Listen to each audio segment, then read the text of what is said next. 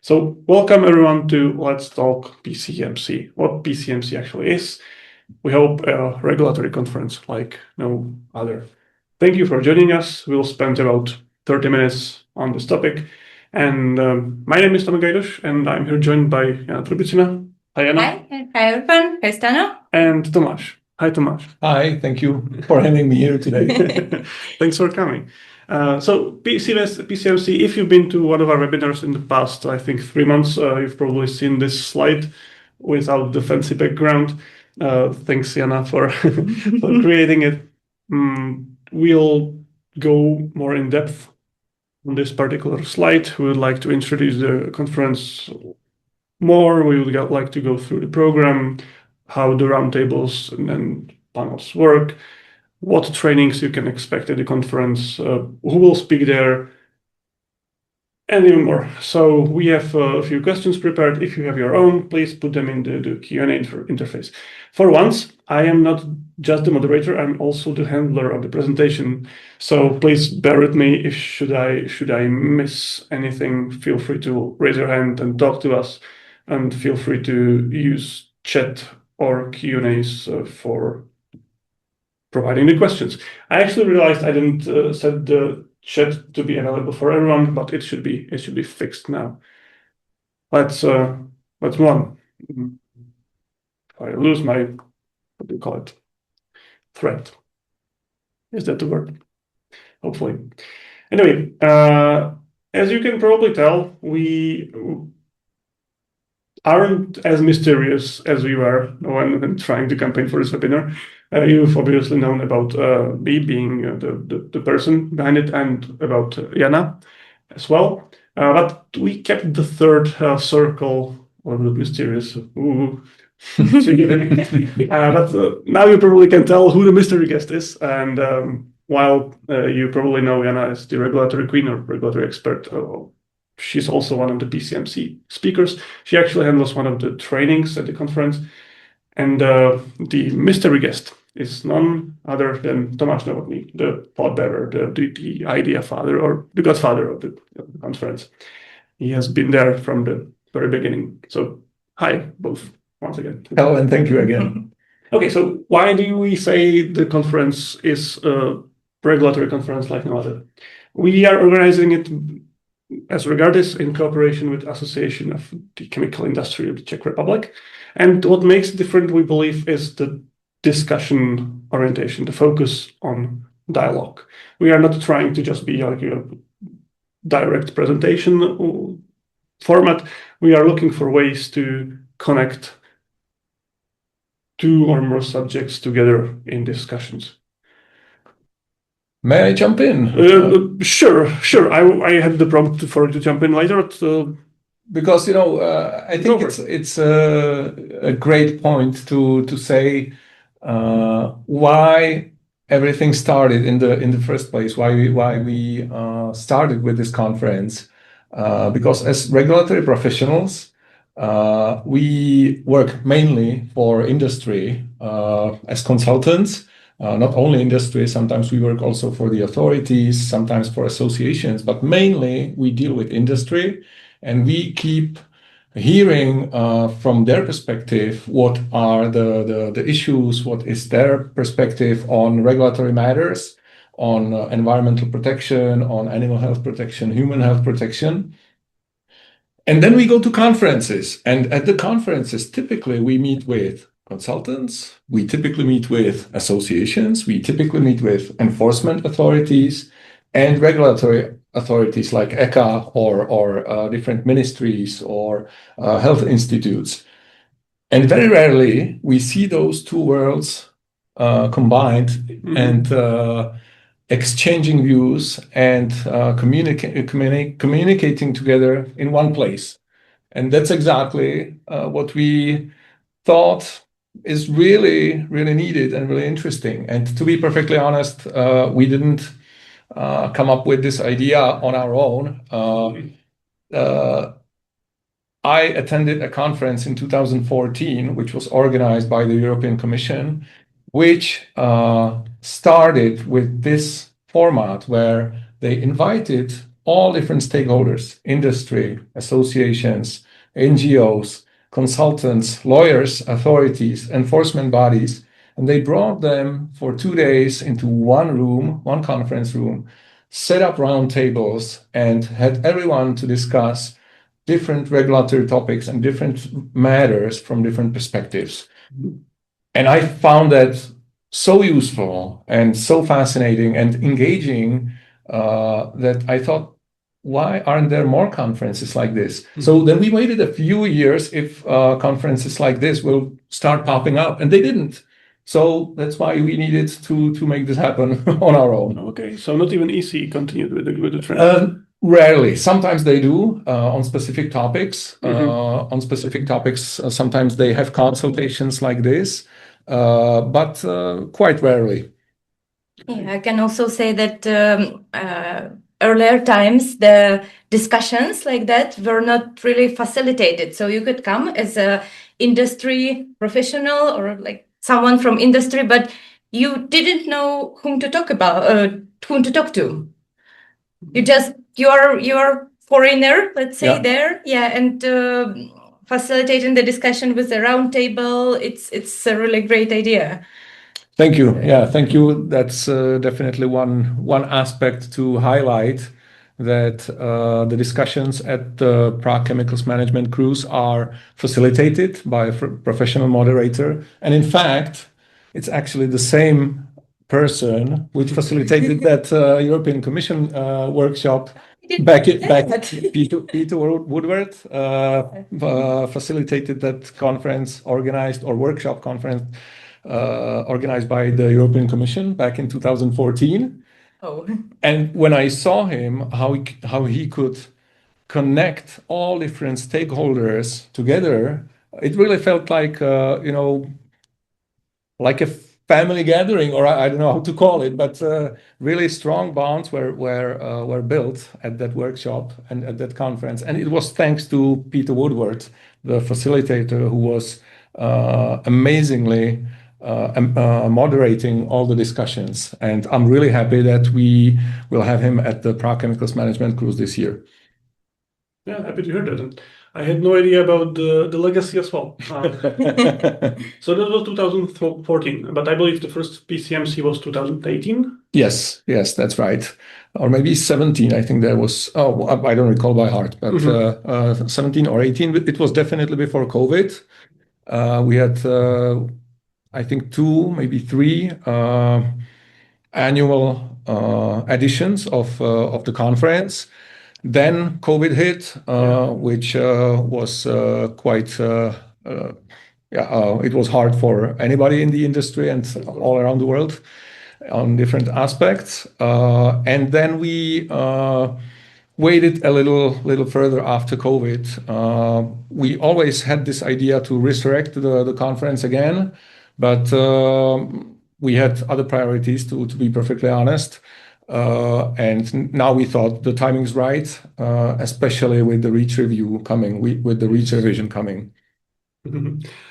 He was actually segued into this perfectly. It's like you had it prepared. Not really, not scripted. Well, yes, as you mentioned, we didn't really have the opportunity to have this big of a meeting until now.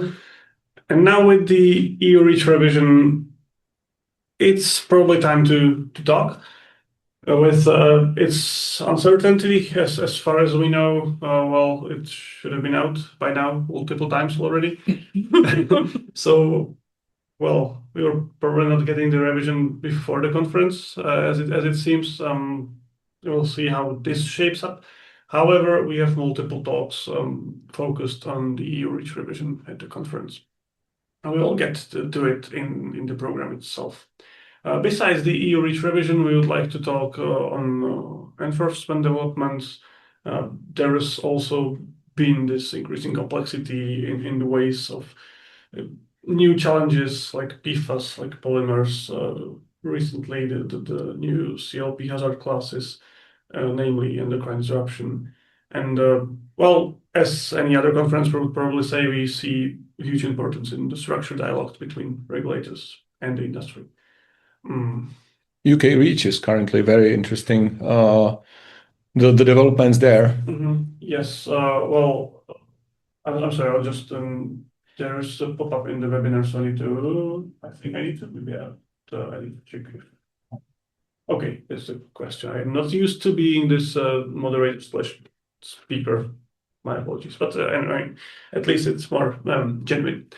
I am no salesman here. So, well, when you mention UK REACH, it's probably a good way to move into program highlights. And let's actually start from the bottom when you mention UK REACH, because as EU REACH is developing, so are other similar legislations, well, adjacent to the European one, be it UK REACH, be it Ukraine REACH, be it Serbia or Turkey.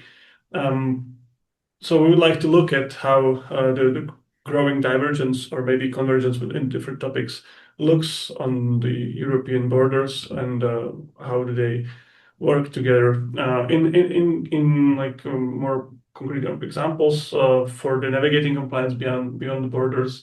There is, I believe, 4 talks ready by your task groups. There's the key global notification regulations and the latest updates and developments by SME United.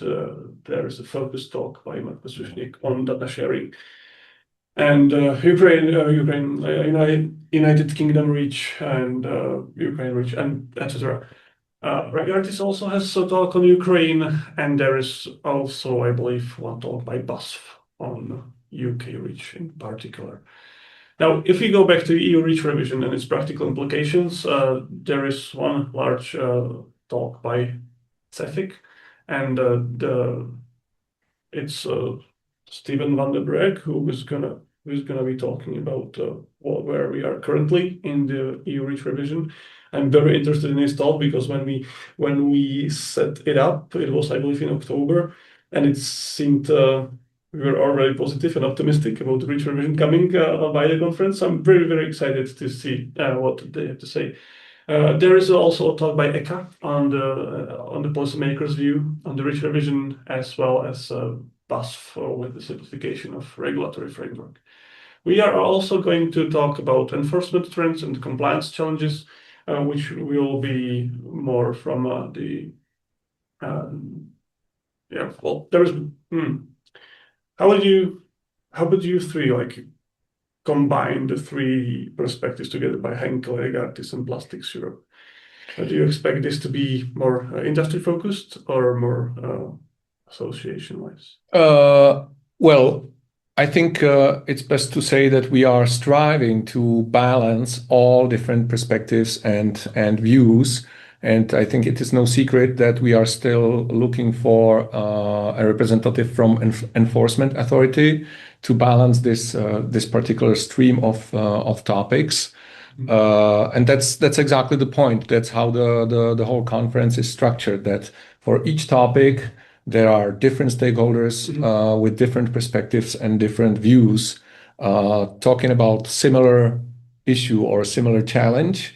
And then around that, there is a panel discussion and following up with the second day roundtable discussion, where anybody interested can really jump in an interactive way and with deep talks on that particular specific topic.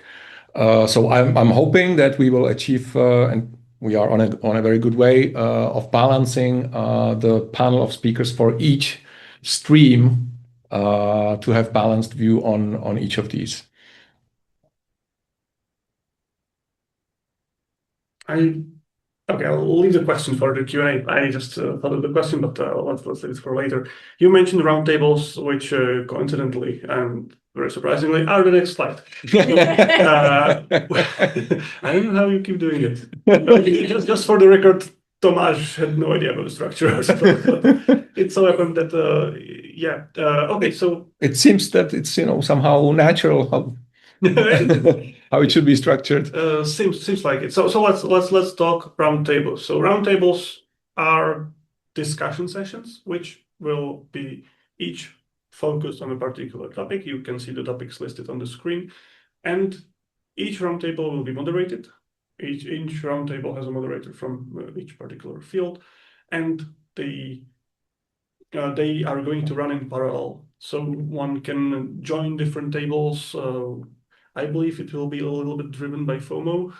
Maybe it will probably not be possible to catch everything at once, but we really hope that by structuring it by topics, we will get to the bone on each one. Yeah, I think I can share my experience because I think 7 years ago it was the last conference before COVID, and I was the really fresh person after the university. So I just started working in this field in the regulatory consultancy, and I was working in another company at that times, and I had an opportunity to join the conference. And yes, Stano, this is true. There was some FOMO, a little bit, but I think it was in different sessions. So I caught maybe 2 or 3 panel discussions.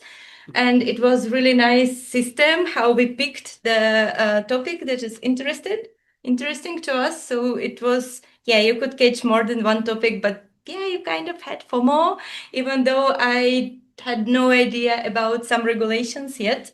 But even when you're just really new to this field, if you're really fresh from the university, you still can get a lot of knowledge, a lot of interesting things, and also get some useful contacts. And that's how I then came to work in Regardless, actually. Let me explain a little bit the format of the conference itself, where the first day serves as a food for thought for the second day, which is really what makes this conference unique. And as you mentioned at the beginning, we still believe it's a one-of-a-kind conference. And that's thanks to the second day where the roundtable discussions take place. So the first day is I would say, classic format where there is presentation after presentation. After each stream of presentations for a specific topic, there's a panel discussion and then another stream. So classic format. But the first day really serves mainly as food for thought for the second day, where the participants divide into different roundtables. Everybody can choose not only one, but 3 roundtables to attend in person. Because during the morning, there's plenty of time and plenty of space to switch 3 different topics. And as you mentioned, the fear of missing out the other topics, this is handled by the plenary discussion at the end. So even if you choose 3 topics which are most relevant to you, you will not miss the other the conclusions and the highlights of the other ones, because all roundtable discussions are summarized at the end by the moderator of each roundtable in the closing plenary session with Q&As and with discussion from everybody.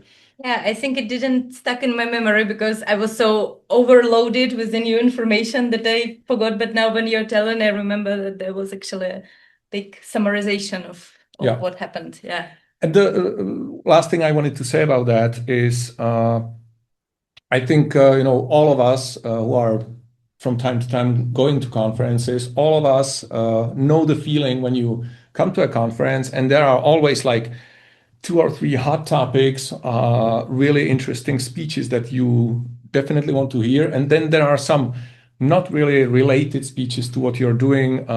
Sometimes you encounter something surprising that you didn't know, but always there is 50%, maybe 60% of something that is not really very relevant to what you're doing and what you're dealing with.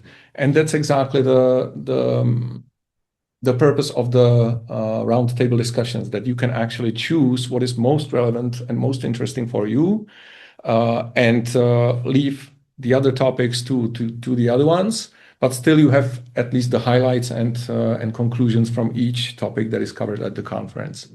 That sounds thought through. So how do the roundtables work? Are they just discussions, or is there any rules to them? Does every moderator maybe have their own way? That's what I wanted to say. It's really up to the moderator of each roundtable. Of course, some of them are more structured. Always for each roundtable, there are always guiding questions. So upfront, each of the participants knows roughly what will be discussed, what will be the key topics or key questions discussed at each roundtable. And before the roundtables actually start, each of the moderators have an elevator pitch to attract people to their roundtable. So each moderator is pitching to get the most relevant audience for his own roundtable. It's a kind of a battle. And so each participant on the spot can decide which topic and which speaker or moderator seems to be most interesting for him and for his particular interest. And then 3 times during the morning, you can switch a roundtable, and at the end, it's all summarized. How many people do you expect at one roundtable? Is like 3, 10? Well, somewhere between. Thank you for this great question. One roundtable cannot hold more than 8 or 9. Then the discussions really cannot be that in-depth and interactive. And it doesn't make sense to have smaller discussions than 4 people. So typically, each roundtable has between 4 to 8 people. That's what we always aim to. And the conference facilitator, Peter Warbird, is very skilled in how to navigate this in a very short time. That every table has 4 to 8 people. There is a very, very elaborated system for that. So the only thing we always juggle with a few weeks before the conference is how many roundtables there will be based on the number of participants. If we see that there is more participants than we expected, we throw in a few more discussion topics, a few more roundtables. And whereas if we see that the numbers are not really that high, sometimes we merge 2 topics or 2 roundtables into one. So maybe a good note that this list you see on the screen is not exhaustive. There is more in store. Yes, but usually there are between 6 to 10 roundtables, 6 to 10 discussion topics, and each of the roundtables holds 4 to 8, maximum 9 people. Okay, so I believe that's exhaustive on roundtables. Anything to add? I think. Good. Let's move to the next topic of discussion, which is the trainings. We have one of the you call it lectors, trainers from the trainers. Maybe. I'm not really sure how to call myself here. I will not be alone with my colleagues. Yeah, and. Okay, so I believe the first endocrine disruptors classification training is led by Yana, our toxicology person, doctor, and Yana, who you may know, for example, from other webinars, where she's very active. Today's morning webinar. Yeah, also with us, for example. And this endocrine disruptors classification training will focus on a comprehensive overview of the classification of endocrine disruptors. I believe the description combines both theory and practical examples, going from the legislative framework all the way to the criteria defined by the regulation. And one thing which I think makes this special is the practical demonstration on the classification of mixtures. Well, I'm not an ecotoxicologist, and I believe Adam would be the one to explore this further.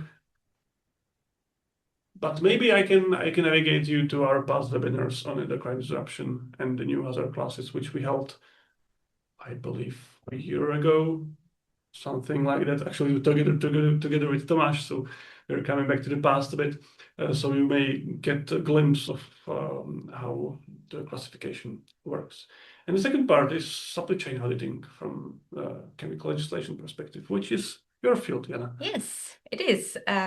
So should I talk more about what to expect on this training? Yeah, I think it will strongly depend also on how many people there will be, how many participants, because on the slide you can see at least some topics that we would go through, but if it's not that much of us on this training, I think there could be even deeper discussion, something like really teeny tiny roundtable. And I would really like to, of course, give some information to participants, but I'm even more eager to answer the questions. So if you're going to participate, you can prepare your questions in advance, and we can discuss it during the training too. I think I can share past experience from these trainings that we had before previous Prague Chemicals Management Cruise conferences. One of them was on PCN notification, and we always try to make these trainings as useful and as tangible and as detailed as possible, hands-on experience. Yes. So, for example, for the PCN training, we had, I believe it was something like 15 people. And each of them during the morning was able to come out with a step-by-step procedure how to notify mixtures into poison centers, which was a big issue at that time. So likewise, if it is possible, we would like to make these trainings as hands-on as possible, but it will depend on the number of participants. Exactly. Well, the chemical auditing or supply chain auditing has a lot of similarities between companies. So there will be for sure something that will be useful for everyone. And then, of course, it will be great if we have an opportunity to help everyone to get some know-how or some aha moments, let's say. And this particular topic is really different for small companies, for global large corporates. So a few weeks before this training, we will take a look at the registered participants and really tailor it to the participant list. Yes, thank you. That's something that I had to mention, but thank you very much for saying that. Sorry for tearing your words out of their mouth. It's like real thank you, because I would think after this webinar, I would think, that's what I have to mention. I mean, as is tradition, I believe, like we always. I didn't mean to throw any shade at you. It's not like you always miss stuff. Oh yeah, I know. That always happens. I know what you meant. Okay, one thing to note about the trainings that maybe complement the discussion is that the trainings are actually separate from the conference, because we try to really tailor them to the particular audience. So sign for them separately. Yes. Let's move to the venues and setting. Actually, these three are supposed to be clickable, but I'm not sure why they are not now. And well, anyway, they will be in the shared slides, so you can check out the places yourself. But all three are very accessible via Google or via Maps, so you can get the feel yourself. However, why we actually hold the conference at three different venues, as well as the topical discussion, the format swap, we would like to sort of underline this change by changing the surroundings. So some people maybe strive in the open on the boat. Some people might strive more in a more traditional conference setting, and some really like the Prague underground of the Bethlehem Chapel. So we really hope, I'm not trying to paint any profiles here, but we are really trying to diversify both like the formats as well as the context in which the discussions take place. How is the boat?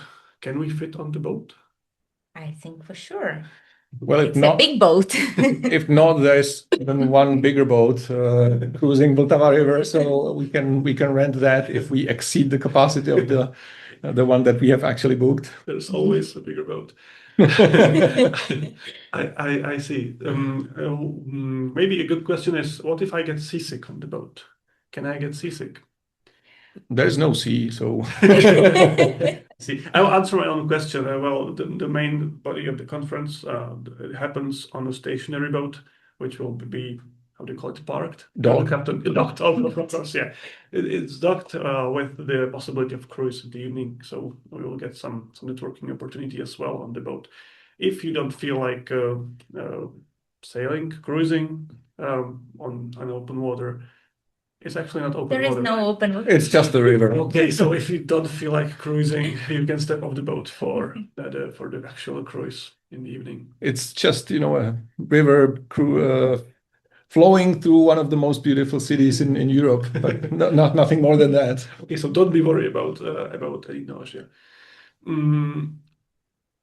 We'll also visit the historical park in the Bethlehem Chapel. While we are not going to use the chapel itself, we'll use its addendum, its underground prefaces. You were visiting them, Tomáš, I believe. Yes. Mm-hmm. And it's really, I think, a special experience to be in venues like this. And to be perfectly honest, I have never been in the Bethlehem Chapel in this particular room before. I was in the chapel itself, but not in this particular room before, and it was really interesting. We had the graduation ceremonies at Bethlehem Chapel. Yes, I believe. upstairs, Yeah. but this is downstairs. Yeah. Mm-hmm. And my favorite from all these is Scout Institute, I would say.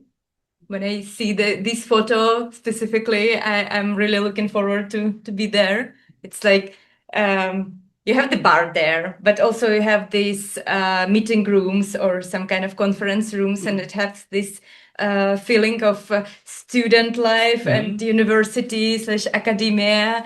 Yeah, so I really like that place. Mm-hmm. We have been there last week with Yana Ilyashova having, I would say, coffee, but it wasn't coffee.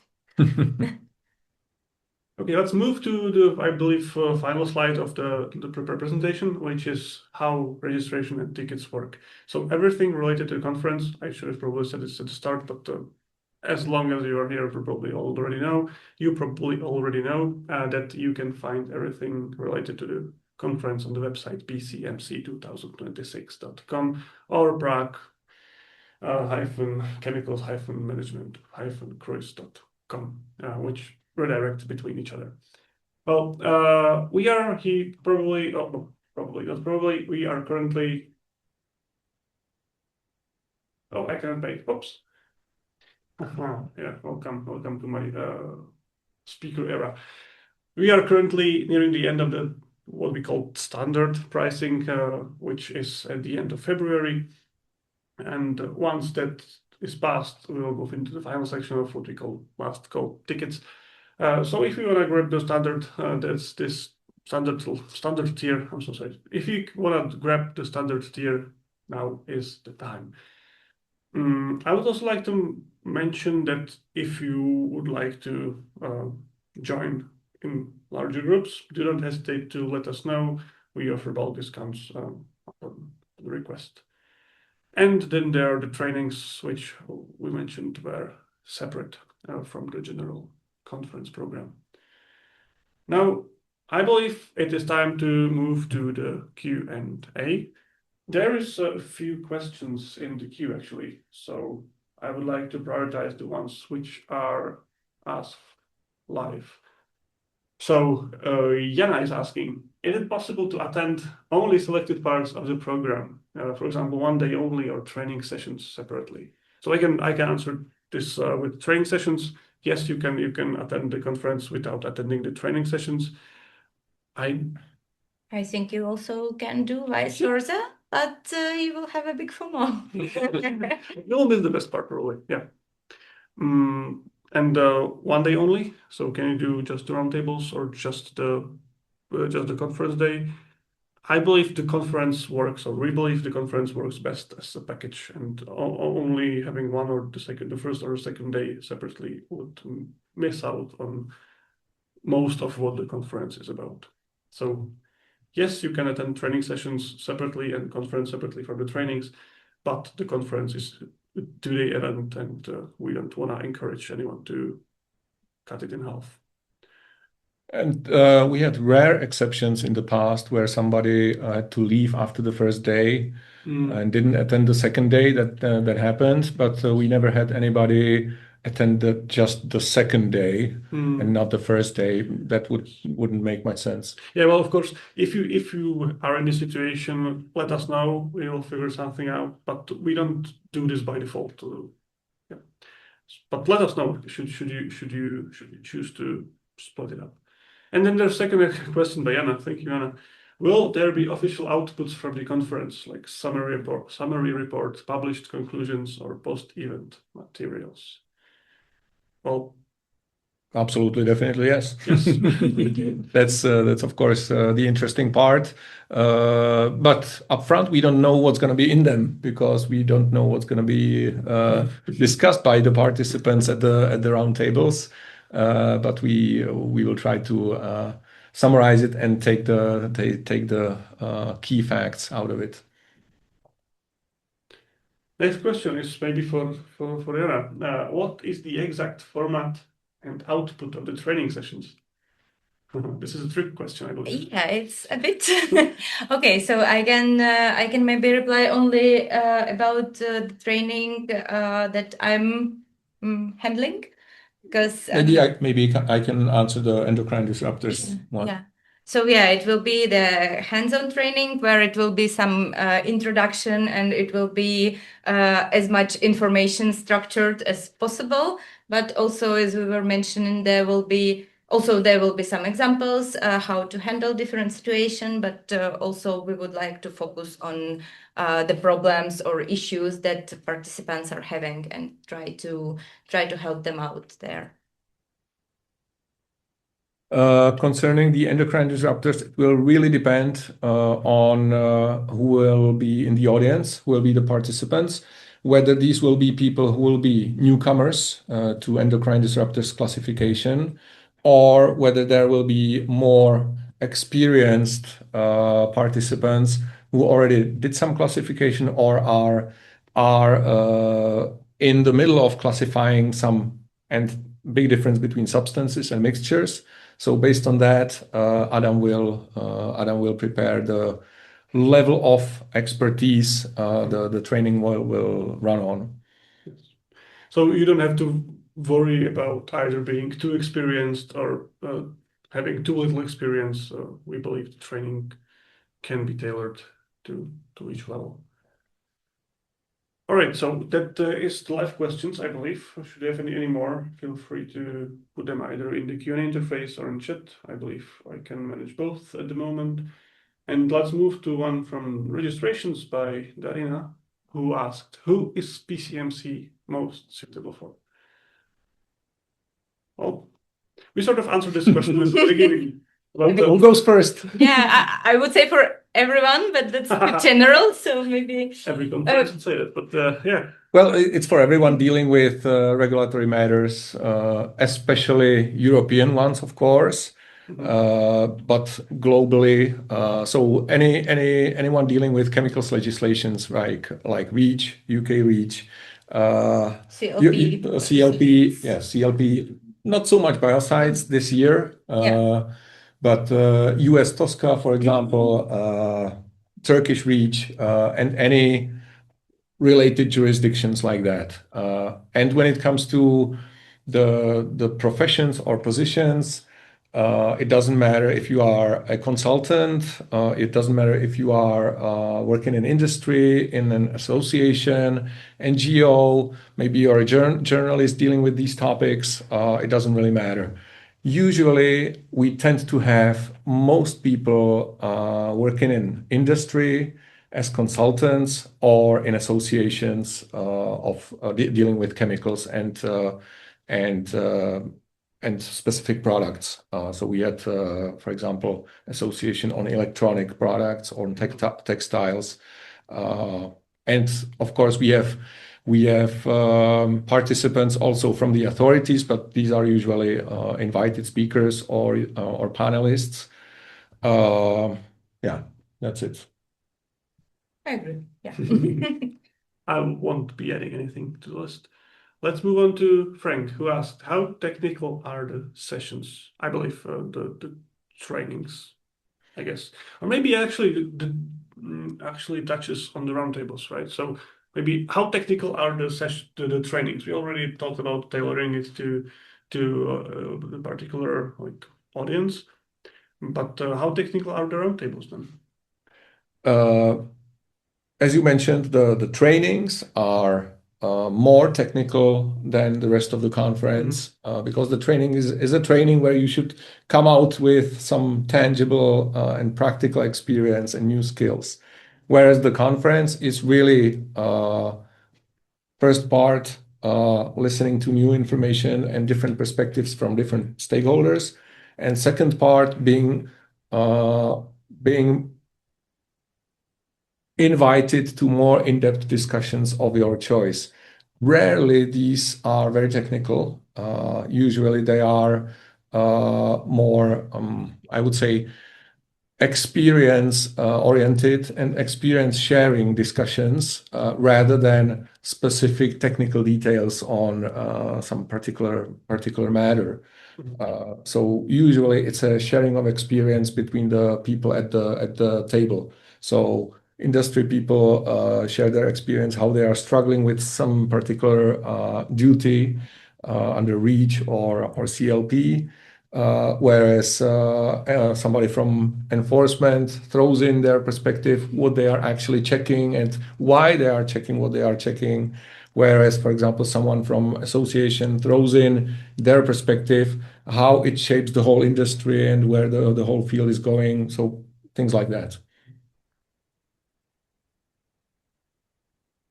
I wonder how to wrap this up. I do know. Okay. How about putting on the screen just the briefly the list of speakers? Yeah, of course. Yeah. Can we do that? We of course can do that. Yeah.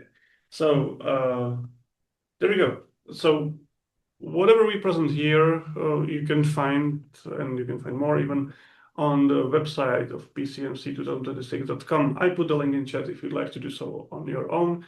But currently we're in the speakers list, which are public on the website.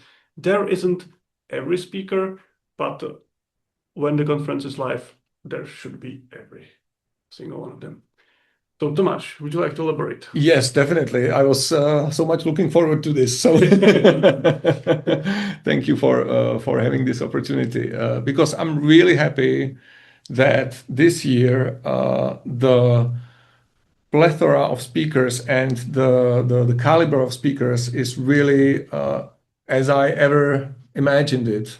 We always had really top-notch speakers, but I think this year we were able to really achieve the really good balance between different stakeholders and different perspectives. So one of the keynote speakers, as you already mentioned, will be Steven van der Broek from CEFIC. There is also a speaker from ECHA further down below, I believe. There is Neil Hollis from BASF, who will be speaking on talking about UK REACH and latest developments there, which are really interesting now. Marko Sušník as a representative of the Austrian Chamber of Commerce, who has a very broad view on all different topics and what's going on in Europe, what's going on with the REACH review, what are the perspectives of different stakeholders. Then we have Aleš Bartl as a lawyer, as an attorney, Fatemeh from BASF. So I'm really happy to see all these faces and all these names because I think it will provide really fruitful discussions. I'm really happy to see my face Yeah, with all these amazing speakers. It's an honor. I see you every day, so I'm always charmed and enlightened. That's why I don't even mention it. If you want to go below, we have Neil Finlay from Henkel. We have Ines Akristaya, our team leader from Regulators Ukraine, who's going to talk Ukraine REACH and the developments there. We have Adam Yana, which we already mentioned for the endocrine disruption classification. And then we have Sebastian Catalacci from Yordas Group. And we have to update the page with the ECA speaker. Yes, I might use this opportunity to nudge people to send us their information and bio. I know, pictures, which is most often the most usual bottleneck when releasing speaker information for conferences. Anyway, I believe this was it. There is no more questions in the Q&A or in chat at the moment, so I believe we can wrap this up with again with Frank. Thank you, Frank, and with a reminder that you can reach PCMC at PCMC2026.com. And also we have the contact there on the website, so feel free to ask any questions that you might have. Yeah. Should you want to know more, email either me at stano@regulators.com, or you can use the forms at PCMC2026.com. That is PCMC2026.com. Yeah. Thank you, Tomáš, and thank you, Yana, for joining me. Thank you for Stano. very in-depth description. And I believe you made the webinar very lovely. Lovely and lively. I wanted to say lively, but lovely as well. Yeah. Okay, so Thanks. Cheers, and have a good one, and see you, everyone, I believe on Tuesday, 3rd March, either on Ukraine CLP or Tuesday, 10th March on the representative discussion. Thank you, folks. Have a good one. Thank you. Thank you. Have a great day. Bye.